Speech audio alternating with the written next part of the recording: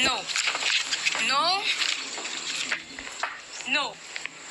Reject mo lahat ng suggestions ko for DJ? Nireject ko lahat kasi lahat mahal. Pero mababawi naman natin pambayad sa kanila sa ticket sales. Mahal pa rin! Iluluwas mo pa yan galing Manila. Ang dami local artists, ba't di yun yung kunin mo?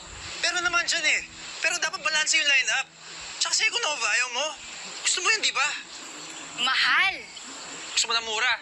O edi ikaw na lang para libre. Ano bang problema mo, Gio? Nagiging practical lang naman ako kasi gusto ko ma-please yung general manager ko. Tsaka totoo naman marunong ka. Kaya ikaw na lang, Kung DJs. gusto mo talaga yung mga nasa listahan mo, makapag-nego ka ulit. Sige. Yan trabaho? I'm in charge of the events and recreation. Naghintay lang ako ng workload for the music festival. And this is recreation. Come on, Justin. Ayokong isipin ni na Martin na tamad ka. Umahon ka na dyan. We have walk-in guests na gusto mag-swim at mag-chill dahil sa akin. Right, girls?